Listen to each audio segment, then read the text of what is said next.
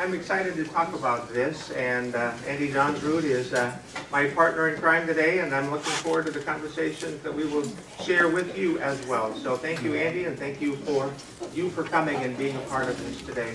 Let's start with a word of prayer. Gracious God, there's lots of generations that are part of our church and a part of our world, and we just pray for a little deeper understanding of who we are and who we are in relationship with, and how we might be about and navigate this journey more confidently and with more peace in our lives and in our families and in our world. In Jesus' name we pray. Amen. Well, we're talking about understanding the generations today, and we are focusing this year, in case you've forgotten, on building bridges of understanding and peace. And so we wanted to talk a little bit not just about how to build bridges with folks that are in Tanzania or build bridges with folks that might be of a different color in our own country, but we're going to talk about people from different generations and the challenges that we sometimes struggle with going forward. The thing that gets talked about more than anything, and I'm no expert in this field, but I have done a little reading along the way, and 5 generations is something that we live with right now. Traditionalists, or they're called other things too, don't take that wrong. But traditionalists, born before 1945, anybody want to own up to that? Traditionalists here? I thought we'd have a few of you here this morning. Baby boomers, 46 to 54, we got some? Yeah, that's the best, by the way. I'm kidding, that's me. Generation X, 65 to 80. All right, doesn't surprise me that there's not a lot of you here and your hands weren't very high. Just kidding. And then millennials, do we have any millennials? 81 to 2001. We got a couple, 3 millennials. Thank you, millennials, for coming and speaking for your people. And I'm pretty sure we don't have any Gen Zs. There's a lot of debate on what to call this latest manifestation. Any Gen Zs here today? All right. What if you were born in the middle? Just figure it out, okay? She's lost along the way. Here's some assumptions we're going to try to work on. We have 5 generations, as I've been mentioning, for the first time in history. Here's an important one. When you are born shapes your perspective on everything. Anybody want to raise their hand for that one? Please do, because it's true. Now, we can change, we can think differently, and we do. I'm impressed with the way people that I meet from all generations really work to build some bridges and try to understand better. But we can't help it. We're shaped by when we were born to some extent and when we grew up. Generational intelligence helps us understand the ideas that shape other generations, just a little part of what we're working on today. Different generations often relate to God in different ways. We don't think about that so much either, but it's true, I think. And sometimes we think, why can't we go back to the way things were? Anybody said that lately? Lester Hornfed, I just heard it here. Can I get an amen from the congregation? It's true, absolutely. We move onward. Some things baby boomers shouldn't say around Gen Zers and millennials. You know, the things that pop up online. Ella Napton, it goes to Gustavus, she's from Zumbro, and this just got sent to me not too long ago, not by Ella, but by somebody else that ran into it. But she had some things to share. There were 9 of them. I boiled it down to this. All you do is stare at your phones. Look up and have a conversation once in a while. You ever think that along the way? Somebody's walking across the street in front of you. Something that baby boomers, my generation, is not supposed to be saying to Gen Zers. I'm guessing some of these are parents or maybe grandparents that have been speaking to them. Depression is made up. Kids these days are just being dramatic. Now, I can't say that I've heard that, but I'm guessing somebody said it along the way. And it probably hurts a lot when somebody says something like that, doesn't it? Another one, anything homophobic. And certainly those things pop out from time to time. anything racist. Racist stereotypes can be something that really grates on Gen Zers. Young people are so lazy these days. Well, you know, the boomerang generation, and my son's been looking for meaningful work, and he's spending 4 hours a day playing video games. What are you supposed to think, right? I'm not talking about my son now. Theoretically. Actually, we were very lucky. Our kids didn't get video games, and they got a Nintendo, I think, that was used when they were 16, 17 years old, and they never got into them. So I think I would have struggled mightily with this issue. Yes, and then back in my days, I just worked a part-time job and paid off college by graduation. You know, it's not that hard, right? I think I heard a number today, something like $70,000 a year, and college day, what do they call that? Commitment day is May 1st, so coming up soon. All right, you traditionalists, born before 1945. I don't know if you know this, but people that are over 85 in this congregation, I make every effort to call them on their birthday. Have I called some of you on your birthday? Pat Lino had her birthday. When was it, Pat? Friday. And I only missed it by a day. So, happy birthday. I've called some others of you too. And it's a lot of fun. I almost always ask, so where'd you grow up? And guess what they almost always say? On a farm. Yeah. On a farm or in a small town. Once in a while they said, I've lived in Rochester my whole life.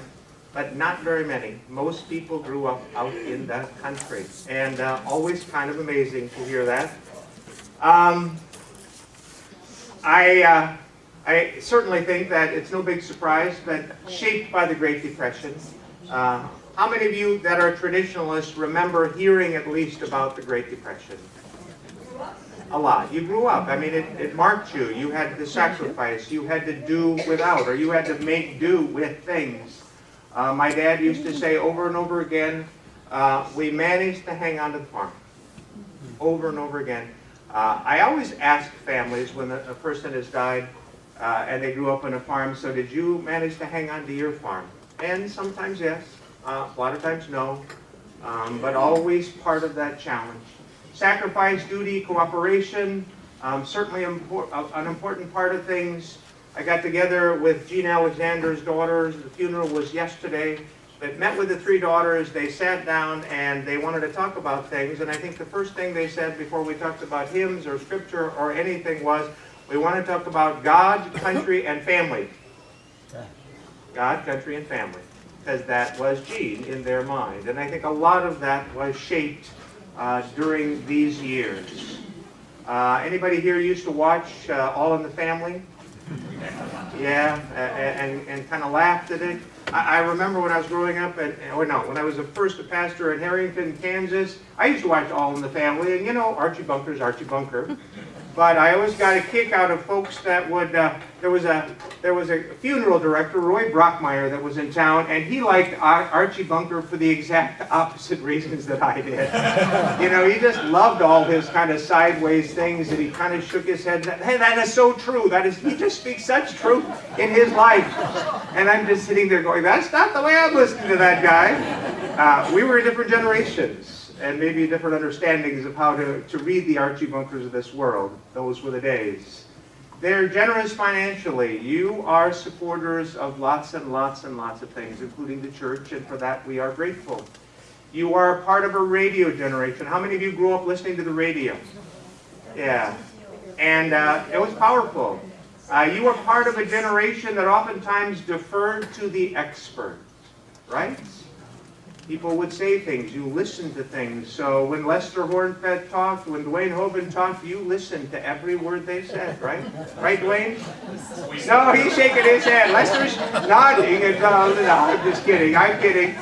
But we listen to the voice of experts. They're doctors, they're teachers, they're pastors. We deferred to the experts. And I think sometimes when you do that, the most comfortable way to sit in a forum is in straight rows. And please don't call on me, Pastor Vern. I might have to talk. And then you grew up listening to lectures. You followed church teachings, often stayed in the denomination of your youth. How many of you grew up in confirmation and never said a word? You just learned your lessons and the teachings were passed down. My dad never asked, so thou shalt not covet. What might this mean in your life, Pastor? Or Vern, little Vern. And he never asked us questions like that. We never talked about how this might apply. You just learned the lessons, and you did those lessons. And that's what you were kind of taught to do along the way. And most of those traditionalists, not all, but most of those traditionalists have stuck around and stayed in their settings. Oopsie. Sorry, back up one more. There are some challenges to each generation. Here's a couple, 3, 4 traditionalists. A tendency to remember the past as better than it was and to see the future as scarier than it is. Do you think that's true? I see some of you nodding your head yes. I think that's probably true. Living longer, not always sure how to navigate a purposeful retirement. Remember back in the days when it's just, man, I can't wait to retire and just go south and play golf, or whatever it is that you wanted to do. And now it's like, what happens if you live 30 years and you feel really good and you've got things to offer? And what should I be doing along the way? You know, I think people struggle with that. And I'm not sure we've done a very good job helping in that process of talking about it. I know it's a forum topic last week, right? So you all got the answers, so you all know what to do. But that's part of the challenge. And then sometimes we communicate by lecturing, which isn't particularly effective. That sound familiar? When my in-laws, and they're both in their middle to late 80s, when they have something to say, they lecture. They have something to say, and they lecture. They just take that tone of voice, and they say it, and you're supposed to listen, and then you're supposed to do it. Right? Are you listening? Are you hearing? Are you hearing what I'm saying here? And you know what? It doesn't work at all. They want it to work, or if it doesn't work, then they get angry. They get angry because it's not working and they're not listening. We go on to baby boomers, all right? That's who I am. Raise your hand, baby boomers. Let me see who you are so I know the friendly folks out there. All right, baby boomers.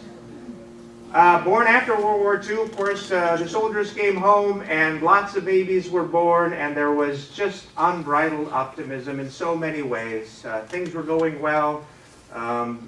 Growth was happening, jobs were plentiful, and lots of positive things were happening.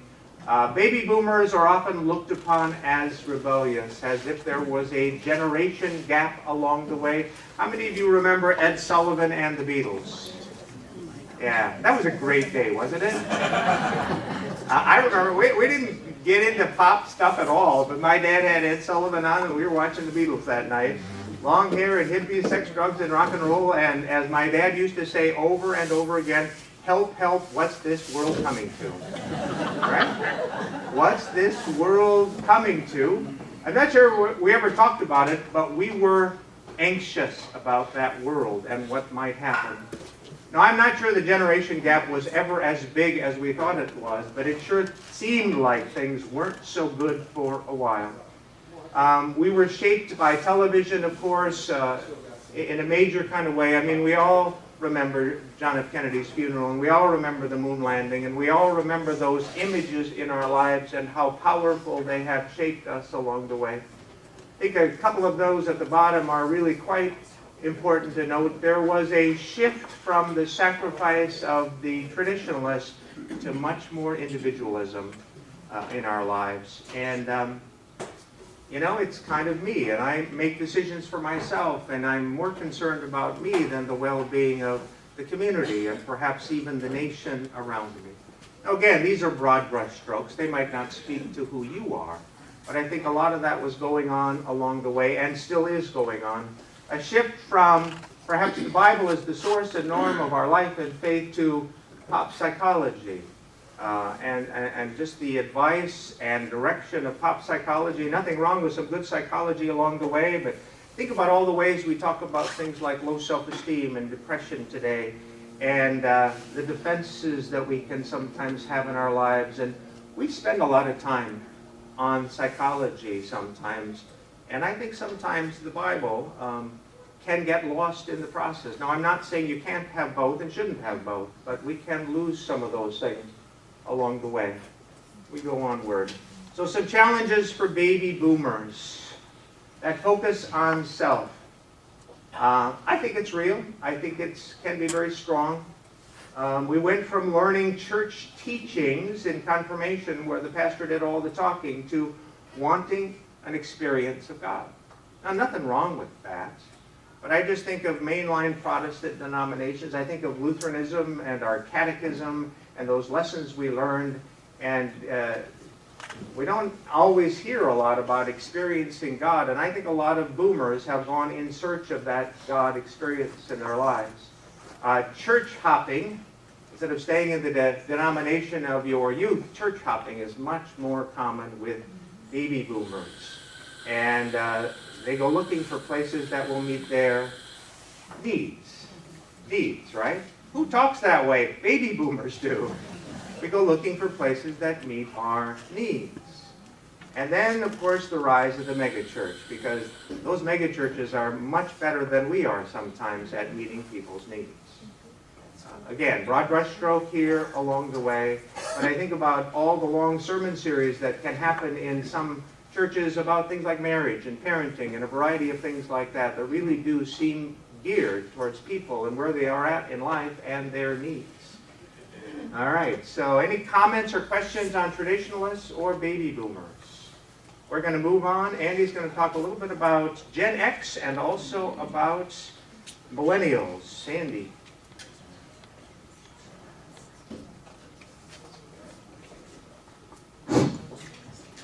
Good morning, everybody. How are you? Good. Everybody hear me? Sorry. So my name is Andy Johnsrud, and I get to spend an awful lot of time with intergenerational conversations. I have been a public school teacher in the Rochester Public Schools here for 20 years, which is impossible because I can't be that old. And I thought I had the wrong slide because I feel like the long-haired hippie, but that's okay. One thing, a quote that I'd like to share from Thomas Merton about change, at least I think it is, and I think it relates to what we're talking about here this morning. Thomas Merton says, "Faith, then, is not just the grim determination to cling to a certain form of words, no matter what may happen, though we must certainly be prepared to defend our creed with our life. But above all, faith is the opening of the inward eye, the eye of the heart, to be filled with the presence of the divine light." Delivered to you by a Gen Xer. Some of the characteristics up there that you see, born 65 to 80, how many Xers? Yeah, there aren't many of us because the world's just kind of not our friend. Which is, see, what are you guys laughing about? That hurts my self-esteem. Yeah, and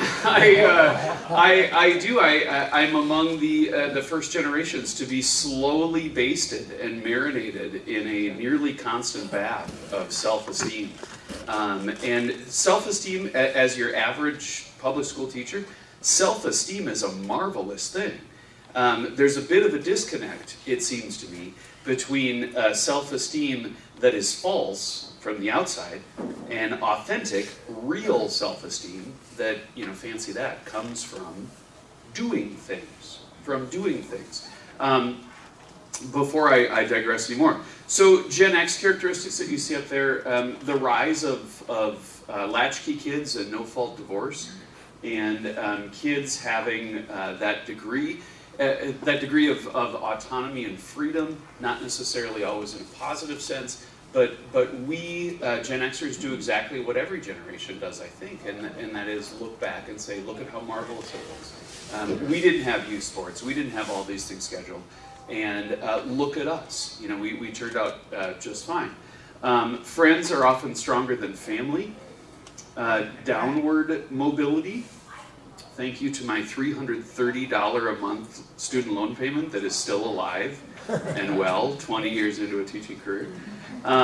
Suspicious of institutions of government. The generation of Watergate and turning that kind of triangular that Vern was talking about, that triangular idea of power sitting up on top, and all of a sudden that world was upended in some ways. And life isn't fair, often deal with it through parody, make fun of the things that we don't find serving our needs, coming from a generation of parents, coming as a generation of children of boomers. Boomers, we're going to be the best at everything. There was that drive for competition. There were just so darn many of you. You had to compete. And Gen Xers did not have the same situation.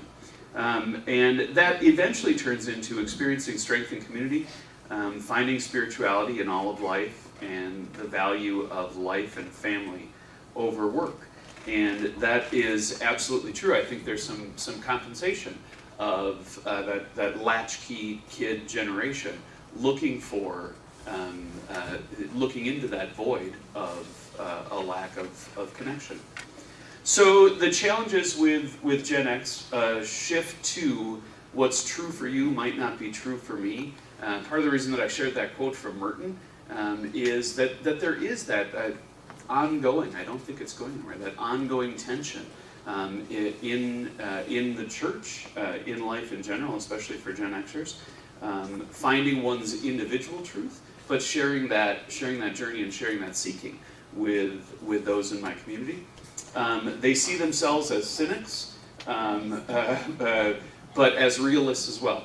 Importantly, as realists, certainly will be cynical about things that we deem to be worthy of our cynicism, but we're also seeking an authentic connection, not necessarily driven by the values of the generation before us.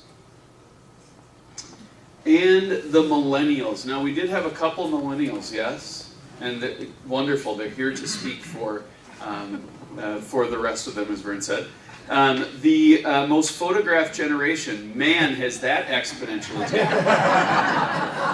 I do not have, oftentimes, those little screens that we carry around, people say, oh yeah, look at, it's a smart screen.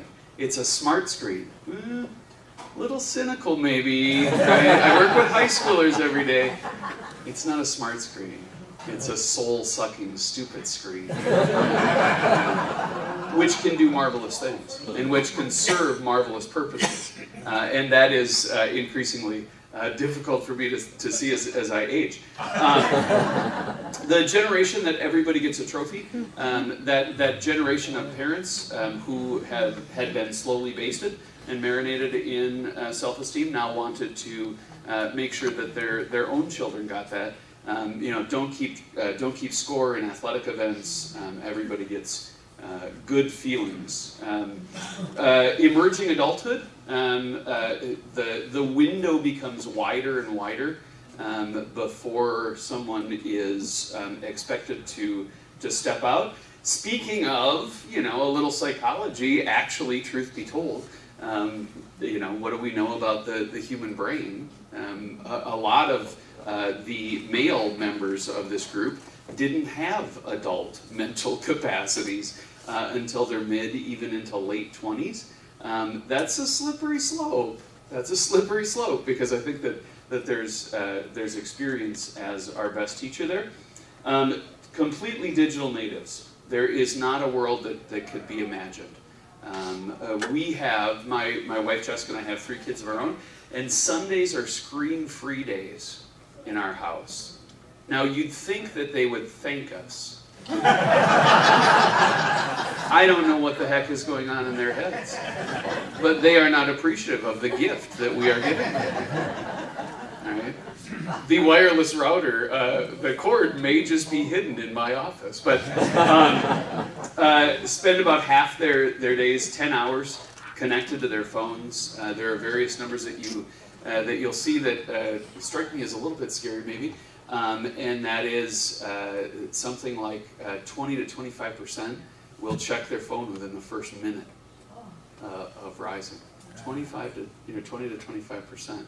I teach psychology at JM, and I have the kids do a sleep journal and have them track their sleep and their dreams on a piece of paper, which gets a curious look. And I ask, how many of you sleep with your phones in your room? And almost every hand. And I cringe, and I cringe. And they're like, well, how else would we get up? Spend $3 or $4 at Kmart and buy an alarm clock. They seek meaningful work. This is the most important part of the slide. This is the most important part of the slide, which is they do seek meaningful work. They do want people to be authentic, including themselves. And they value teams. Loyalty to friends is absolutely important. It's tempting, regardless of the generation, it's tempting to get stuck in those good old days. Norman Rockwell. We'll do this. I oftentimes do this when I work with groups of parents. Close your eyes for a second. And now picture the All-American Family painted by Norman Rockwell in 1950. And now imagine an American family today. You can open your eyes. I love this one. How many of you have seen Frozen? Yeah, you know that, oh, I wish life was like it used to be? Let it go, let it go. It just ain't so. It just ain't so. And that notion that Norman Rockwell painted anything close to reality is a different form. Is a different form. And by the way, look up Norman Rockwell. He was a weird dude. Anyway, so basic beliefs of millennials most definitely is not based in institutional truth, is most definitely based in experiential and relational truth. How is it that I relate to those around me, and how is it that I foster those connections and I honor those connections? And important to feel good about oneself. God isn't especially involved in our lives except when we have problems. The armchair quarterback, yeah. Good people go to heaven when they die. Again, being judged on what is here. Now, one thing, I've got another quote, just quickly, and this is about technology. This is about technology, again, from Thomas Merton. Technology can elevate and improve man's life only on one condition, that it remains subservient to his real interests, that it respects his true being, that it remembers that the origin and goal of all being is in God. But when technology merely takes over all being for its own purposes, merely exploits and uses up all things in the pursuit of its own ends, and makes everything, including man himself, subservient to its processes, then it degrades man, despoils the world, ravages life, and leads to ruin. What a happy thought. However, the reason that I include that quote is not because of millennials. The reason that I include the quote is because of we, because of us. If you want to see a group really on their screens, walk into a silver-haired group who have smart devices. That's a group that's really on their screens. Yeah, I think just as much as kids. Just as much as kids. It's not about the technology per se. People will oftentimes ask, so you teach high school. Man, that's got to be tough. The parents are. The parents are. But the truth of it is, at least as far as I can tell, the two things when I think of those generations. Number one, kids are marvelous mirrors. Younger generations are marvelous mirrors, showing back what it is that we really are. And number two, when we think about what is it that's different or that kids need, it's the same thing that we do.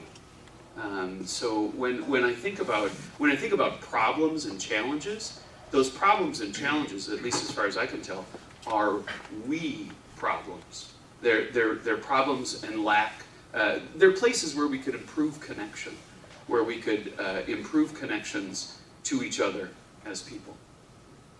Thank you. Thank you, Eddie. Yeah. You know, just to kind of follow up on some of those challenges, and I think it relates directly to what Andy was saying, you know, millennials oftentimes determine right and wrong by experience, what actions might hurt someone. They're not shaped by ideals so much as what works for them. We're never to judge others, not anti-church per se, but they don't see the need for it, which always makes me feel a little sad, but certainly a lot of the rise of spiritual but not religious has been part and parcel of being a millennial. But again, we're echoing and a mirror to some of the previous generations too. It's certainly a rapidly growing part of society today. All right, we're going to go on, and we're going to give you a little chance to think and talk and process.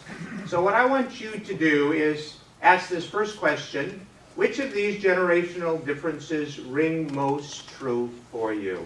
We're going to do this in large groups. So anybody want to talk about some of these generational differences? We have a couple of mics here that people will run around with and come to you. But lots of things that we've talked about, lots of things that hit home, I think. Lots of things that challenges us. So which of these differences seem to resonate with you? Be brave. We got one right there. Wasn't it Socrates that said the younger generation is going to the dogs? I think he said things like that. Is it, so aren't we experiencing generation after generation of generation the same thing over and over again? I think so, probably, but the reality is we have more of them today. More generations. There's something called juvenoia, Yeah. where we old farts are afraid of the young farts. Two observations. One is, as a boomer, I think one of the main things that shaped my thinking was the whole duck and cover generation. We were raised with the awareness that the world could end in the next minute. We were told that the bombs could drop and it would be all over. And so that, I think, combined with the prosperity that our parents had, made for this sort of, you know, it's about me. You know, it's about me as an individual, because if the world's going to end tomorrow, you know, What's the point? what's the point? I think one of the challenges that I have as a boomer generation, and now being a supervisor of younger people, is that they aren't working under the same contract that I worked under. You know, that my thinking is you join an organization, you work to build that organization, and that, you know, this sense of being a part of something larger than yourself. And my younger employees are like, no, I'm here to put in my time, go home to my family. And when I ask for folks who will put in a little extra, their first question is, am I going to get paid for that? It's, you know, so trying to find a source of common ground is tough. Yeah. Thank you. Well said, Sue. Somebody else, what rings true for you here? Maybe challenges you here.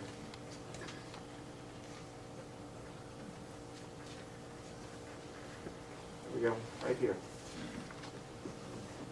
So I think your original slide that put the baby boomers and ending in 58 and the millennials starting at 65, I think it was, might have been more accurate than you think. I fall in that gap period of time, which as an older parent meant that I had grown up with influences of both the baby boomers, but then as a parent was into that millennial piece in terms of my children. So it does give you an interesting perspective.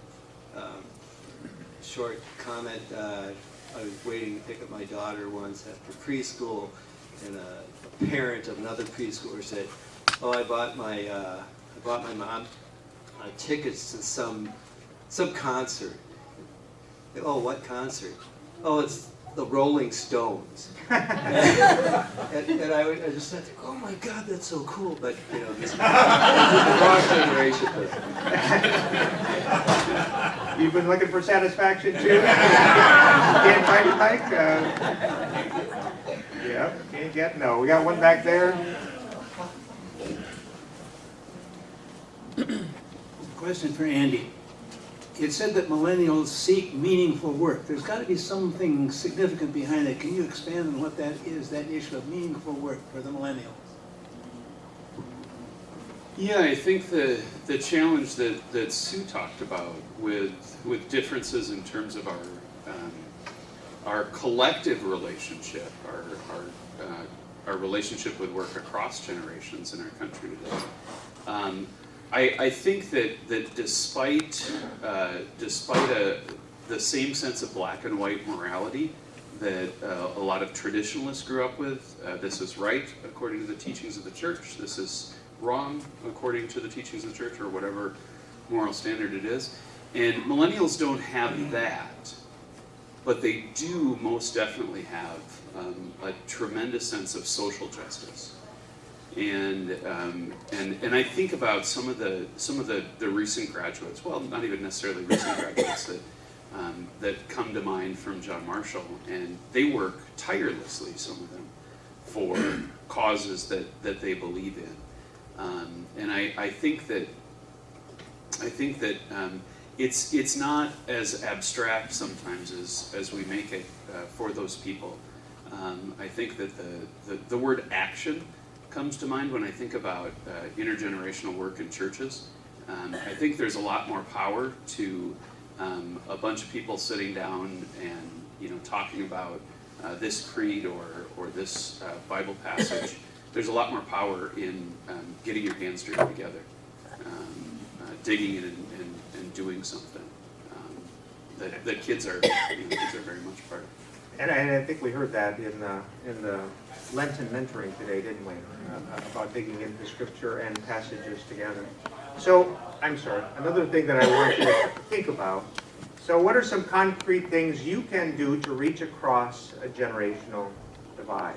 Okay, let's talk a little bit about that. What can you do? Aaron, we got the person over here. This is where the rubber hits the road.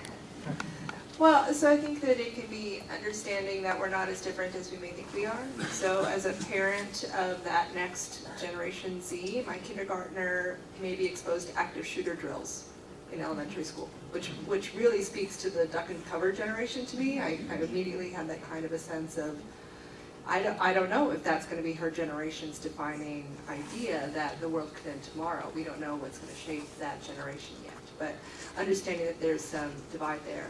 And then that idea about social justice in millennials and really thinking about the greater good. I see that in some of the generations that have come before us, and civil rights movement, and looking at equality for all people. That those are things that other generations have led the way on, and so we're trying to build on what has come before.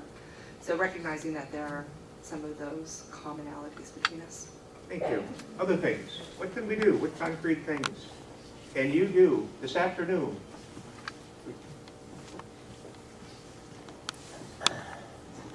Speaking as a much older parent,